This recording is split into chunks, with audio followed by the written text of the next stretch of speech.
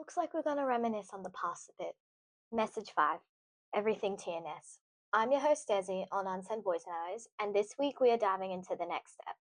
This show has meant everything to me, and I couldn't be more grateful that I got to see the Legacy Tour this year. It has been like a dream of mine to be able to see the next step perform live, so just being able to see it, I'm like beyond grateful. It's really hard to express in words for me. So the next step, or TNS, it has been in my life for a while. Like it's been on and off my TV screen since I was about 5. I would remember every now and then I turn on the TV, the next step would be on, and I'd sit down and watch an episode. And back then, they would have been on like season 4, season 5. By 2020, I was on it. Like season 7 would have just been released at that point, and I fell in love with this series. Summer's emotions and grace when she danced just pulled me in, and then Rochelle's tricks and intensity caused me to fall into the water known as the next step. And 2020 was the year of the lockdown, as well as 21. So during that time, I binge watched every single season from the OGs being on screen, which is seasons 1 to 3, to the second gen, which is seasons 4 to 8 roughly. And then like even my music taste evolved. Like I can't actually remember what my music taste was beforehand because I didn't really have a defined one. But then it just changed into all next step songs. And like my life revolved around the dances and the songs and like my conversations with my parents like about the next step. Like I'd talk about how good the dances were. Like literally my free time, like if I wasn't doing schoolwork, was going onto YouTube and watching the extended dances on the official Next Step page because that's how much I was obsessed with it. And then season 8 came out, and I was absolutely obsessed with the first part. Like, I have rewatched that for like episodes 1 to 12 or 13. I actually can't remember the exact episode.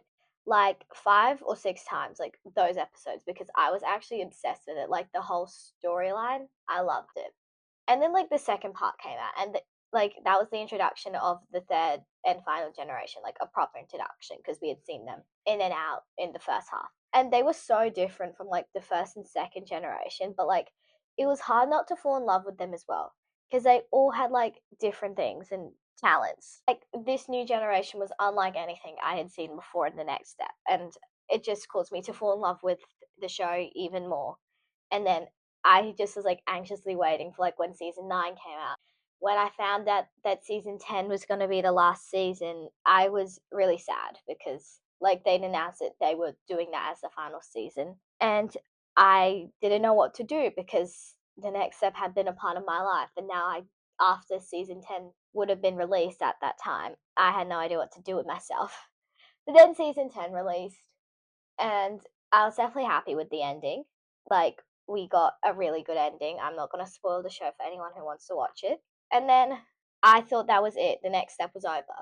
But then two things came out. First was a teaser for the next step cheer, which I still don't know how I feel about it because like a lot of the characters are gone.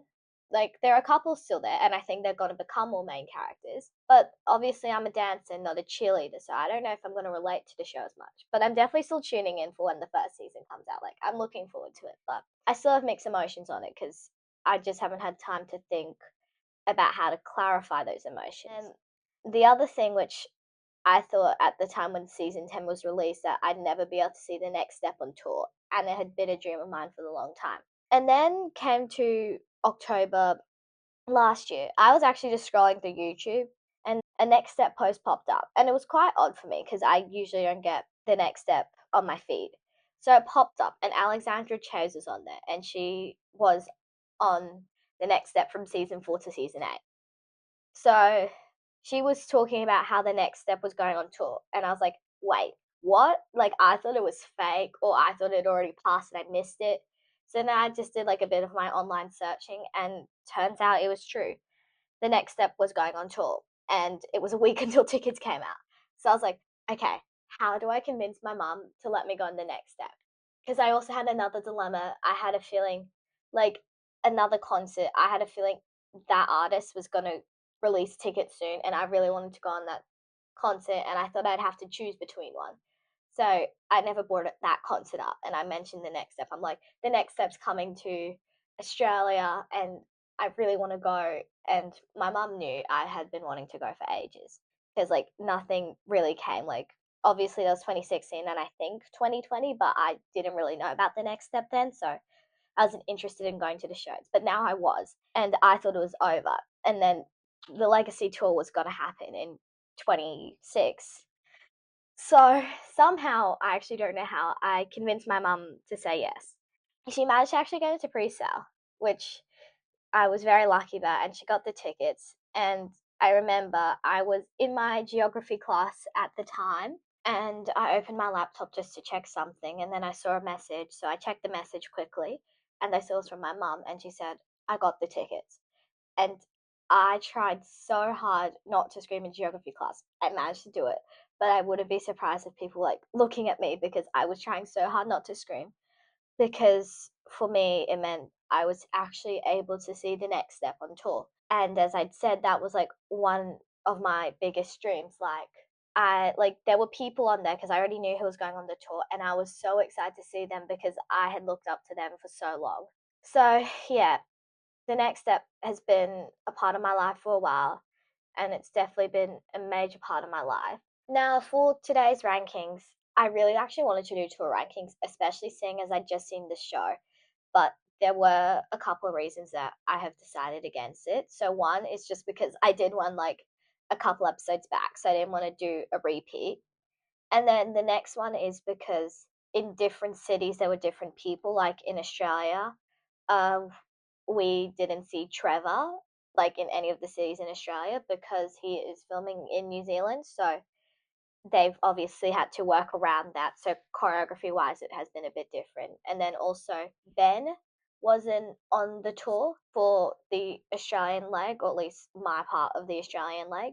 So I was like, some of the dances are going to be really different. So it just didn't feel right to do a ranking when my decision could have been affected by these factors. And there were a couple other things. Like, it's just the shows varying from different cities. Like, I'm just going to take the London one, for example. Like, I know the London one will vary from the one I saw here in Australia.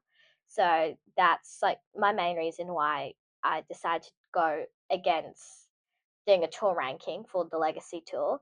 And instead, I am going to rank the seasons. So I know this is like a really controversial topic in the Next Step community because there's like a lot of debate on the order. And I will say these are my opinions. I know some of my rankings will definitely be like questioned by the Next Step community, being like, why would you put this so low or so high? But again, these are my opinions and they are going along with reasoning, and you can definitely disagree with them. Okay, so in total, there are 10 seasons, and I am going from 10th to 1st. So let's get into it. So in 10th place, I have season 9.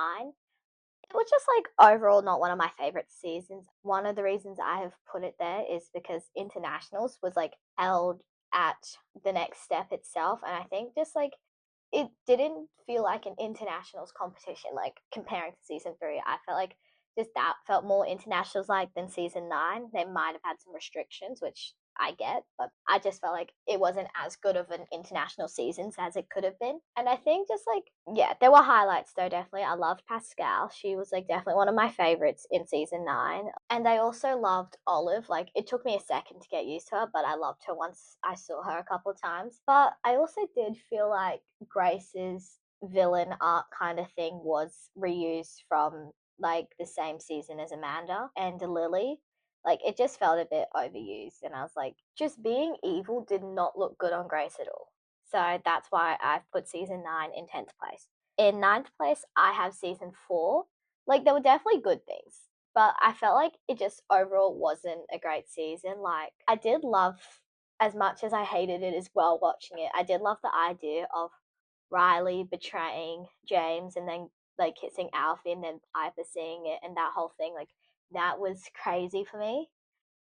But I also felt like Riley was just so unstable that season. And then obviously them losing regionals was a bit unexpected that way. But I just felt like it was kind of due to Riley's poor leadership. Like, I don't have too much to say against like the actual filming of the show itself. It was just more that Riley was a really bad studio head, but also like Noah and Amanda's relationship kind of came out of nowhere. And then by season 5, Amanda had left, so Noah just like was girlfriendless. And then in season 5, he just suddenly got another girlfriend like quite quickly. And I was like, whoa, okay, so yeah. Also, qualifiers just felt really unnecessary. And just in general, season 4 just felt like a bit too long of a season. I think they could have cut quite a few episodes that way. There were a lot of filler episodes, in my opinion, with season 4. And then also, like, Michelle and Amanda having some rivalry because Michelle wanted to be the best dancer because she was an alternate in internationals. Like, I just felt like that was a bit weird because Michelle is not like that at all, and like all the other seasons. So that episode was a bit weird. And just like her having that kind of arc in season 4 was a bit weird. So, next, this one will be slightly controversial, but season 1. It's not that I have anything bad to say about it, but like obviously it was a new season, and I think a lot of them, if not all of them, were new to acting. So I just felt like the acting definitely wasn't the greatest back then. And then the whole Eagles thing, that made me slightly mad, especially just the way it was acted out. I just felt like the Eagles was just really annoying, and it didn't feel like a proper cliche. It felt like your TV show cringy cliche. That's what the Eagles felt like to me, and I was happy they got rid of the Eagles.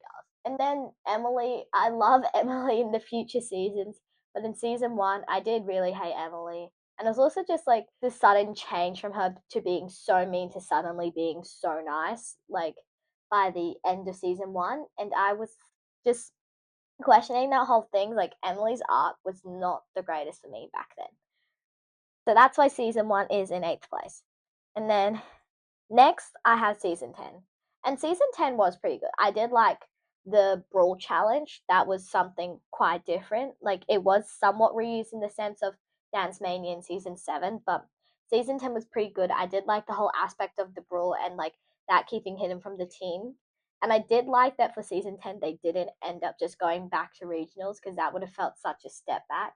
And with season 10 being the last season and like the audience knowing it as well, it would have felt wrong just for them to go to regionals and then either win or loss, because like let's just say they had lost, that would have just been such a bad ending for the series. And then if they'd won, it would have felt unfinished because you would have wanted to see them go to nationals. And I also love like Daisy's and Heath's relationship in season 10. I felt like it was done really well, especially because Daisy wasn't there in season 9. So her coming back in season 10 was really good. And I did overall enjoy watching season 10, but like I just felt like there were better seasons. So in 6th place, I have season 2. I love the whole drama with Hunter in season 2. And then obviously Eldon and Talia, they had some drama. And because Amanda's arc, like her villain arc, was fresh to the next steps, that was really good. And I do love her double agent position. I've always loved that, like a double agent position, but a lot of the time, especially like in Survivor, which I'll probably get into a bit in a different episode, it's never done that well. So I just like seeing it in a TV show because they usually try and make it done well.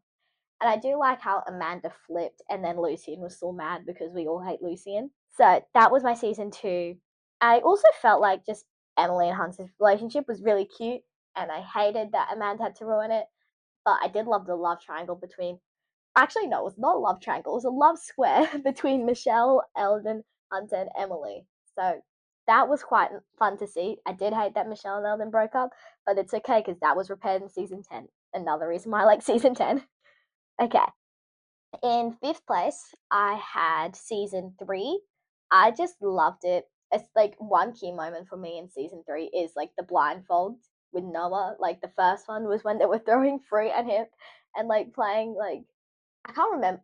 I think they're like doing Marco Polo or something, except like everyone but Noah had like night vision goggles, and Noah managed to figure out who everyone was. And just seeing Noah's ability, that was so cool. I wish it was brought up again in the future seasons, but it wasn't. And then also Noah just doing that blindfold dance, it was so good. Like, I do think it was like staged in the sense that they could probably see through the blindfolds, but I did love just like watching that season, like that was such a key moment for me.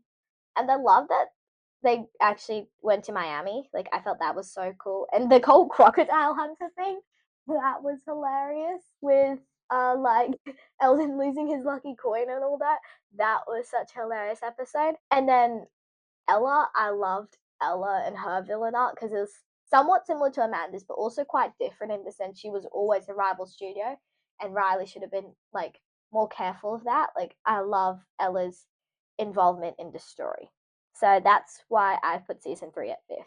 In fourth place, I have season 5.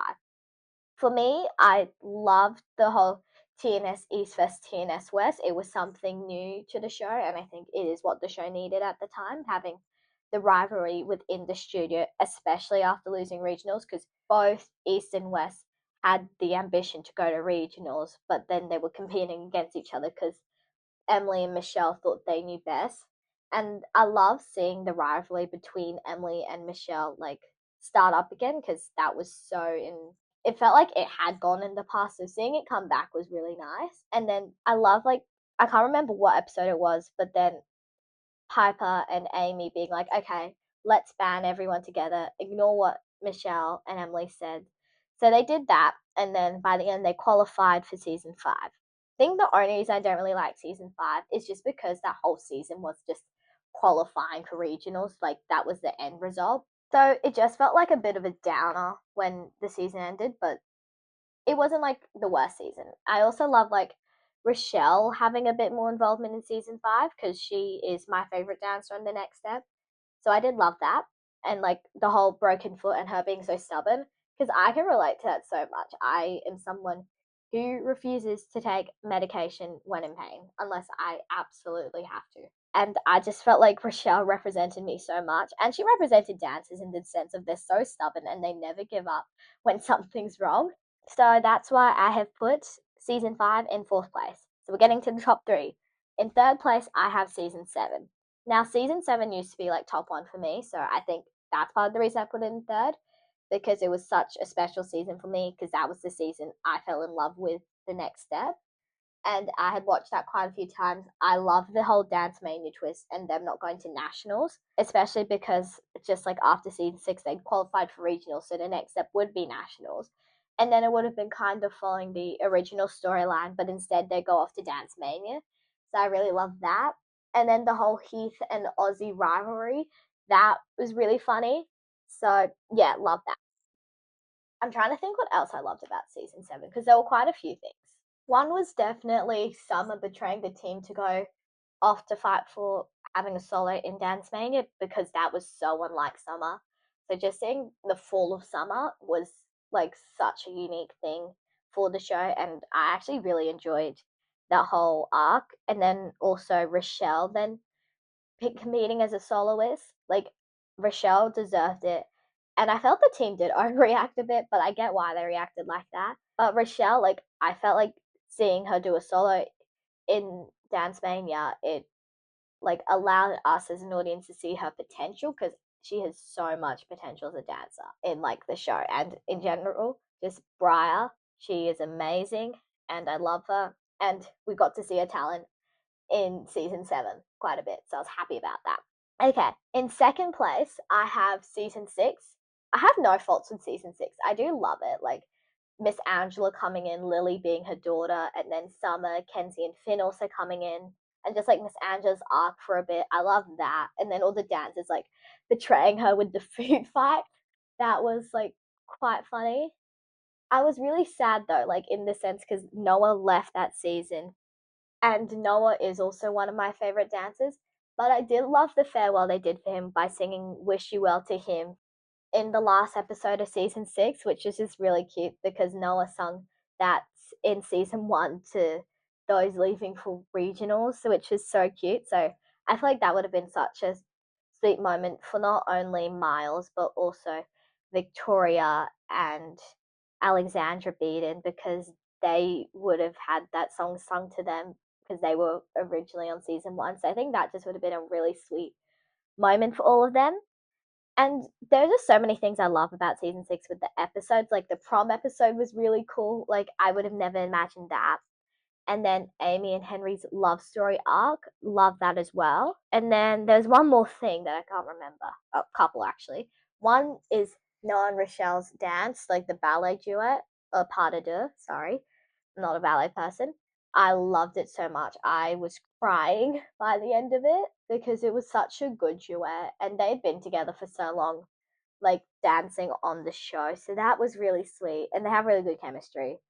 And then also Jackie and Noah's like breakup dance. I cried during that as well because like the dance is so good and so emotional. But yeah, I really love season 6. Also the escape room episode, love that as well. It was kind of a filler episode, but I love escape rooms, so I couldn't complain. So yeah, that's why season 6 is in second place. And in first place, I have season 8. Now, I was actually struggling between if I should put season 6 or season 8 in first or second. But the reason I put season 8 in first place is because of the first half of season 8. It is so good. Like the second half of season 8 is still pretty good with I love the clock time dance. Love that. I definitely love Heath and Daisy's rivalry into a friendship that season. That was really good. But I just love season 8 with the storyline of getting undanced by putting on Step Inside, and then Tiara Bling trying to like overthrow the next step, and then Heath being the mole. I felt Heath's character built so much in that first half of season 8 because of him being the mole, and you like saw a softer, more delicate side of him. So I really loved that season, especially like yeah, just the first half of season 8. That's like chef's kiss. I actually had no complaints about it. I loved it. I loved the whole Step Inside. And then also Rochelle and Ozzy finally getting together in season 8. Favorite thing ever. I had been shipping them since season 5 because I'm like, even though Ozzy's like such a kid, I really want them to end up together. And then like in season 7, I was like, they should get together. He finally has potential. He's not like this nerdy little kid anymore. And then when they got together in season 8 and they kissed, I was like, my life's complete. I can die happy now because Ozzy and Rochelle are together. Like, that's how much I was rooting for them. So, yeah, season 8 was just such a good season for me. And that's why I put it in first place because it is so hard to fault that first season and it's so good. And the second part of season 8 wasn't bad, that you can't even put it below first, I felt like. It was just so good for me. I will say, I definitely preferred the first half of season 8 over the second half of season 8. But other than that, love season 8. And that leads me into the final section, just about how TNS has changed my life. As you can tell, it has been a part of my life for so long, and I love talking about it. I'm not sure if you can tell when I was just talking about those rankings, but I was smiling so hard because just of how much I love TNS. And like the things it did for me in my life was like incredible. When I started getting obsessed with TNS, it was also the time I found the motivation to dance, and for me, dancing became serious. And I got my kicks higher, I got more motivated to get my splits, and I wanted to turn more because TNS had changed me that much that I wanted to be like them. They were my dance idols when I was growing up. Like it for me, it is the OG dance show. It's the show I've been watching since I was 5, consistently watching since I was 10. So the people on the show were my first dance idols. Like my key one was Brian Olay, who plays Rochelle in the show. I have been obsessed with her for as long as I can remember. She was actually the reason I got my head spring because I saw her doing it for like an audition scene in the next step, probably like season 6 or something. I actually don't know when I saw her doing a head spring. Like I can't remember the episode. But I remember I saw her doing a head spring, so I wanted to get mine, and I did end up getting it because of Brian. I watched her do it so many times, and I attempted it myself. I do not actually recommend that. I just really wanted to try, and I knew I had like could probably get it because I had a lot of power and I was pretty close to my kip up already, which is a similar skill. But that's besides the point. She is just one of the reasons I fell in love with dancing and the actual craft of it. I love the way she just like her movement quality is like insane to me, and even to this day she is still my dance idol and probably like my main one. Another one, like Victoria Balsarada, I always loved her hair flips. Like they have been a part of her since season one, and I've never been able to do them myself because I'm not that coordinated for some reason. She has also been my dance idol. I love her like use emotion and storytelling, like especially in season one. I can think of like that has always motivated me as well. So yeah, I the next step gave me dance idols to look up to, and they were my first dance idols. Before them, I never really had dance idols. Like they were the ones that made me motivated to get more tricks and to improve my technique. And that like actually reminds me, uh, like literally just after I found out I was going on tour, like we got the tickets. I think a couple of days later, I was looking through some papers in my room, and then I found this like one paper, which was a letter to myself. Like I can't exactly remember what it was. I did it for tutoring, and it was some letter thing, and it was about like my bucket list or something. And on it, it said, "I want to be able to see the next step on tour because I want to be able to meet them and be able to get better at my technique."